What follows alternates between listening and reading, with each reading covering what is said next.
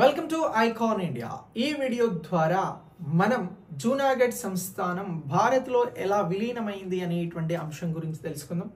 Video చాలా ఇంట్రెస్టింగ్గా ఉంటుంది. వీడియోని లైక్ చేసి మీ ఫ్రెండ్స్కి షేర్ చేయండి. వీడియో ఇంట్రెస్టింగే కాదు, ఇది మీ కాంపిటేటివ్ ఎగ్జామ్స్కి ఉపయోగపడుతుంది. మీరు కాంపిటేటివ్ ఎగ్జామ్స్ రాస్తున్నట్లయితే ఐకాన్ ఇండియా యాప్ని డౌన్లోడ్ చేసుకోండి. ఇక జూనాగఢ్ సంస్థానం గురించి మాట్లాడాల్సి వస్తే, బ్రిటిష్ వారు భారతదేశాన్ని రూల్ చేస్తున్నటువంటి సమయంలో ఒక స్వతంత్ర రాజ్యమే జూనాగఢ్ సంస్థానం. సో ఈ జూనాగఢ్ సంస్థానము భారతదేశంలో కలుస్తుందా, పాకిస్తాన్లో కలుస్తుందా, దెన్ లేదు అని అంటే స్వతంత్రంగా ఉంటుందా, దాని ఇష్టము అని చెప్పేసి బ్రిటిష్ వారు భారతదేశానికి పాకిస్తాన్కి స్వతంత్రం ఇస్తూ వెళ్ళిపోతారు. అయితే జూనాగఢ్ని పరిపాలన చేస్తున్నటువంటి నవాబ్ పేరు నవాబ్ మహాబత్ ఖాన్జీ. సో ఈ మహాబత్ ఖాన్జీ గారు జూనాగఢ్ ప్రాంతాన్ని తీసుకువెళ్ళి పాకిస్తాన్లో కలుపుదాము అనేటువంటి ఆలోచన చేసి సెప్టెంబర్ 15, 1947లో ఒక ప్రకటన చేస్తారు భారతదేశానికి స్వతంత్రం వచ్చిన తర్వాత. సో అయితే జూనాగఢ్ రాజ్యంలో ఉన్నటువంటి హిందువులు దీన్ని వ్యతిరేకిస్తారు.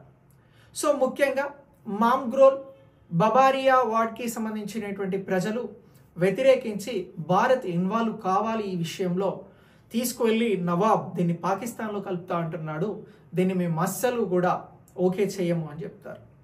సో అప్పుడు భారతదేశం ఇక్కడ సైనిక చర్య తీసుకుంటే హిందూ ముస్లిం అల్లర్లు జరగడానికి అవకాశం ఉంటుంది అని చెప్పేసి జూనాగఢ్ సంస్థానానికి సంబంధించి వెళ్ళేటువంటి ముఖ్యమైనటువంటి సరుకులను, ఇంధన రవాణా ఇలాంటివి అన్నింటినీ కూడా ఆపివేస్తారు.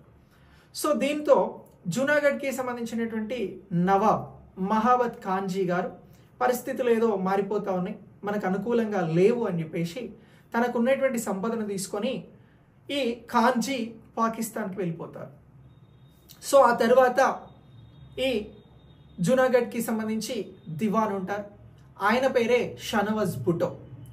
సో ఈయన ఈ నవంబర్ 7, 1947న భారత ప్రభుత్వాన్ని ఇన్వైట్ చేస్తాడు. జూనాగఢ్ని మీరు రూల్ చేయండి అని చెప్పేసి షనవాజ్ భుట్టో గారు ఇన్వైట్ చేస్తారు, ఆహ్వానిస్తారు భారత ప్రభుత్వాన్ని. అయితే భారత ప్రభుత్వం వెంటనే దీనికి సంబంధించి నెక్స్ట్ ఇయర్ అంటే 1948 ఫిబ్రవరి నెలలో జూనాగఢ్లో ఈ ప్రజాభిప్రాయ సేకరణ పీపుల్ రెఫరెండంని నిర్వహించి జూనాగఢ్ని భారతదేశంలో విలీనం చేసుకోవడం జరుగుతుంది.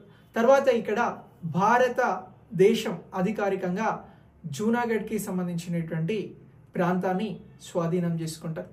సో ఇలా విలీనం అనేది జరుగుతుంది. సో ఇలా జూనాగఢ్కి సంబంధించినటువంటి అంశాన్ని మనం గుర్తుంచుకోవాలి. సో మరి జూనాగఢ్కి సంబంధించినటువంటి ఖాన్జీ గారు ఎప్పుడు పాకిస్తాన్కి వెళ్తారు అని అంటే 26 అక్టోబర్ 1947. ఇదే 26 అక్టోబర్కి సంబంధించి మరొక ముఖ్యమైనటువంటి సంఘటన భారతదేశానికి సంబంధించి జరుగుతుంది. జమ్మూ కాశ్మీర్ కూడా విలీనం వెంటనే జరగదు. జమ్మూ కాశ్మీర్ విలీనం 26 అక్టోబర్ 1947న జమ్మూ కాశ్మీర్కి సంబంధించినటువంటి హిందూ రాజు ఎవరు అనంటే హరి సింగ్ గారు భారతదేశంలో జమ్మూ కాశ్మీర్ని విలీనం చేస్తున్నా అని చెప్పేసి తను కాశ్మీర్ ఒప్పందాన్ని తీసుకుంటాడు. Same 26 October. ఇదే 26 అక్టోబర్న ఈ జూనాగఢ్కి సంబంధించినటువంటి నవాబ్గా ఉన్నటువంటి మహాబత్ ఖాన్జీ గారు పాకిస్తాన్కి పారిపోతారు. సో ఇలా ఈ అంశాన్ని మనం గుర్తుంచుకోవాలి. పాకిస్తాన్కి సంబంధించినటువంటి భారత్కి సంబంధించినటువంటి సరిహద్దు అంశాలు వచ్చినప్పుడు కూడా జూనాగఢ్ అనేటువంటి అంశం మనకి ప్రధానంగా ఫ్రాంటియర్స్కి సంబంధించి ఈ సరిహద్దులకు సంబంధించినటువంటి అంశంలో కనబడుతూ ఉంటుంది. సో ఇలాంటి సమాచారం మీకు ఎప్పటికప్పుడు నేను అందిస్తూనే ఉంటాను. దీనికోసం మీరు ఛానల్ని లైక్ చేసి మీ ఫ్రెండ్స్కి వీడియోని షేర్ చేయండి. Thanks for watching. నెక్స్ట్ వీడియోలో మళ్ళీ కలుద్దాం.